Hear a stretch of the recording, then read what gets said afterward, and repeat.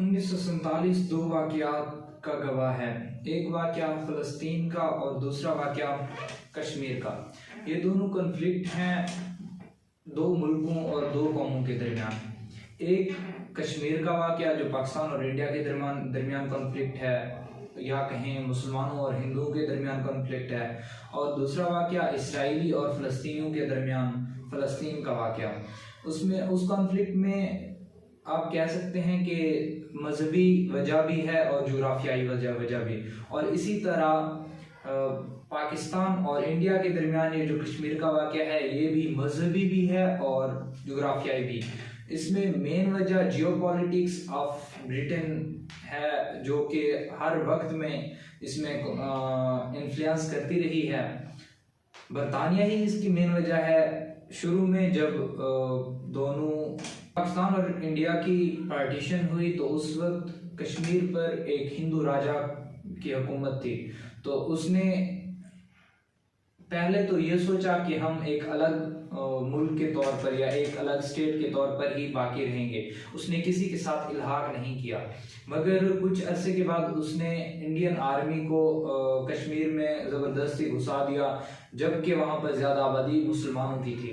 तो इसी चीज़ के पेश नज़र पाकिस्तानी मुजाहिदीन कुछ उठे और उन्होंने बहुत सारे कश्मीरी दोस्तों से मिलकर एक बहुत बड़े हिस्से को आज़ाद करवाया और एक अलग रियासत के तौर पर उन्होंने सोचा कि हम इसे कायम रखेंगे। मगर कुछ अर्से के बाद इंडिया ने जाके यूनाइटेड नेशन में केस किया कि ये कॉन्फ्लिक्ट ख़त्म किया जाए। यूनाइटेड नेशन ने ये फैसला किया कि बाहिनी रजामंदी से हम जाकर वहाँ पर वोटिंग करवाएंगे और ज़्यादा वोट जिस हक में आएंगे हम वैसा ही करेंगे। पाकिस्तान का मोटो ये है कि पाकिस्तान कश्मीर को एक अलग रियासत के तौर पर देखना चाहता है, जिसमें वो अपनी आज़ादी के साथ अपने मज़हब के मुताबिक काम कर सकें। मगर इंडिया का क्या है, इंडिया उन्हें अपना हिस्सा बनाना चाहता है। तो इंडिया ने अभी 2019 में भी एक और चाल चली है। उन्होंने अपना एक तो नक्शे में पूरा शामिल कर लिया है, एक ऑफिशियल नक्शा उन्होंने जारी करवाया है, और उन्होंने पूरे इंडिया में जितने भी कश्मीरी मुकीम थे उनको डोमिसाइल बनवाने की तरगीब दी है, और उन्हें ऑफ़र की है कि आप सारी सिटीज़नशिप ले लें और हर चीज़ यानी कि डोमिसाइल हर एक चीज़ यानी कि आप इंडियन होने का एक प्रॉपर उनका प्रोसेस चलाया है इंडिया ने। और दूसरी तरफ हम देखें तो फ़लस्तीन का वाक़या जो कि कदरे थोड़ा सा पुराना है। 1917 में जब सल्तनत उस्मानिया ख़त्म हुई तो उसके बाद बरतानिया ने जो है ना एक बेलफोर्ड डिक्लेरेशन पास की, जिसमें ये था कि फ़लस्तीन में ज्यूज़ को आबाद किया जाएगा और इससे किसी भी मजहबी और किसी भी तरह की कोई भी ऐसे कहेंगे पाबंदी नहीं होगी। हर किसी को हक होगा हर चीज़ का, और किसी को भी अपने घर से निकाला नहीं जाएगा। मगर 1947 में ज्यूज़ ने एक नई चाल चली और उन्होंने ऐलान किया कि हम इसराइल के तौर पर एक मुल्क बना रहे हैं और यहाँ से सारे मुसलमान निकल जाएं। ये एक ऐसा वक्त था जब बेलफोर्ड डिक्लेरेशन के खिलाफ वर्जी की जा रही थी। तो वहाँ के जो मुसलमान लोग थे उनको ज़बरदस्ती निकाला जा रहा था। मुसलमानों ने जाके यूनाइटेड नेशन असम्बली में जाके फिर से वो कॉन्फ्लिक्ट सामने रखा और तकरीबन 181 वोटों से इस बात का फैसला हुआ कि दो अलग मुल्क बनाए जाएंगे, एक फ़लस्तीन और एक इसराइल। मगर इसराइल ने इस पर कोई भी अमल नहीं किया और ना ही इस बात को माना। इसराइल अभी तक वहीं ब्रूटैलिटी और वहीं जुल्म सितम जारी रखे हुए है।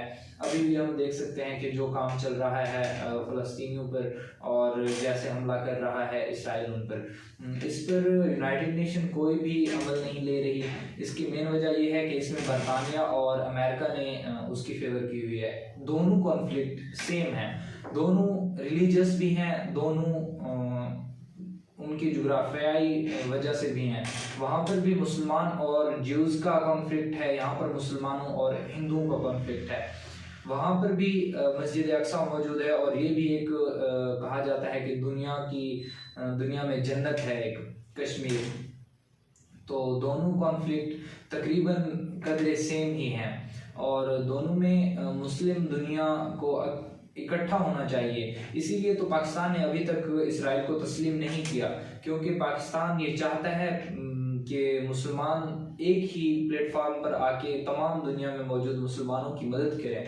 अभी हम देखें इसराइल को ना मंजूर करने और कबूल ना करने की दो वजूहत हैं। एक तो उसकी जो पॉलिसी है जो उसने इंडिया के साथ बनाई हुई है कश्मीर के कॉन्फ्लिक्ट पर, तो एक तो पाकिस्तान के खिलाफ वो ये चाल चल रहा है, दूसरी तरफ वो मुसलमानों पर जुल्म ढा रहा है। इस वजह से पाकिस्तान ने अभी तक उसको तस्लीम नहीं किया, और पाकिस्तान यही उम्मीद रखता है मगरबी दुनिया से कि जैसे कि पाकिस्तान मगरबी दुनिया के कॉन्फ्लिक्ट में उनकी मदद कर रहा है, इसी तरह मगरबी दुनिया अरब ममालिक पाकिस्तान की कश्मीर के कॉन्फ्लिक्ट में मदद करें।